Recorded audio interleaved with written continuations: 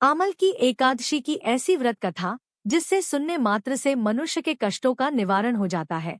तो आइए दोस्तों, कथा को शुरू करते हैं। वीडियो में आगे बढ़ने से पहले कमेंट बॉक्स में लिखिए जय माता लक्ष्मी।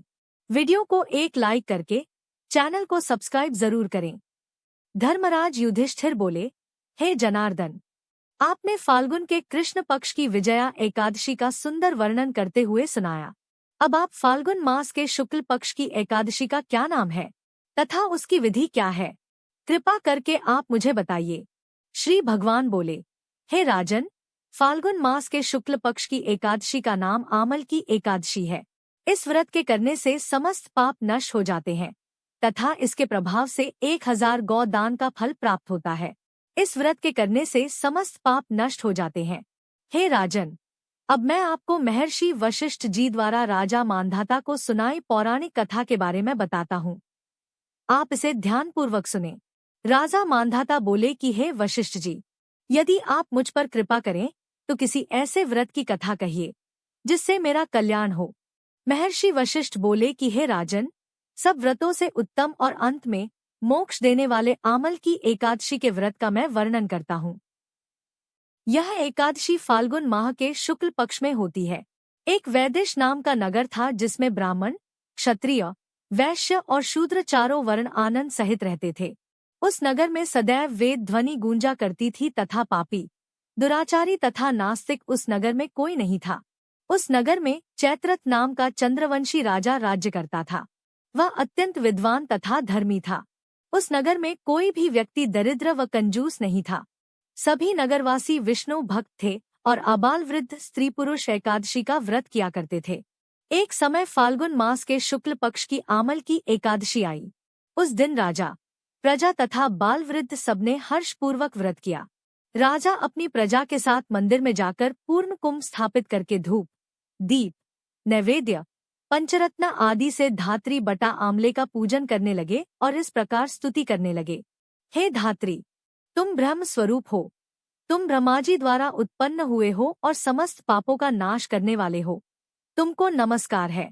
अब तुम मेरा अर्घ्य स्वीकार करो। तुम श्री रामचंद्र जी द्वारा सम्मानित हो। मैं आपकी प्रार्थना करता हूँ। अथ आप मेरे समस्त पापों का नाश करो। उस मंदिर में सबने रात्रि को जागरण किया। रात के समय वहां एक बहेलिया आया जो अत्यंत पापी और दुराचारी था। वह अपने कुटुंब का पालन जीवहत्या करके किया करता था। भूख और प्यास से अत्यंत व्याकुल वह बहेलिया इस जागरण को देखने के लिए मंदिर के एक कोने में बैठ गया और विष्णु भगवान तथा एकादशी महात्म्य की कथा सुनने लगा। इस प्रकार अन्य मनुष्यों की भांति उसने भी सारी रात जागकर बिता दी। प्रात काल होते ही सब लोग अपने घर चले गए तो बहेलिया भी अपने घर चला गया। घर जाकर उसने भोजन किया। कुछ समय बीतने के पश्चात उस बहेलिये की मृत्यु हो गई। मगर उस आमल की एकादशी के व्रत तथा जागरण से उसने राजा विदुरथ के घर जन्म लिया और उसका नाम वसुरथ रखा गया। युवा होने पर वह चतुरंगिनी सेना के सहित तथा धनधान्य से युक्त होकर 10,000 ग्रामों का पालन करने लगा। वह तेज में सूर्य के समान, कांति में चंद्रमा के समान, वीरता में भगवान विष्णु के समान और क्षमा में पृथ्वी के समान था। वह अत्यंत धार्मिक, सत्यवादी, कर्मवीर और विष्णु भक्त था। वह प्रजा का समान भाव से पालन करता था। दान देना उसका नित्य कर्तव्य था। एक दिन राजा शिकार खेलने के लिए गया। दैवयोग से वह मार्ग भूल गया और दिशा ज्ञान न रहने के कारण उसी वन में एक वृक्ष के नीचे सो गया। थोड़ी देर बाद पहाड़ी म्लेच्छ वहां पर आ गए और राजा को अकेला देखकर मारो मारो शब्द करते हुए राजा की ओर दौड़े।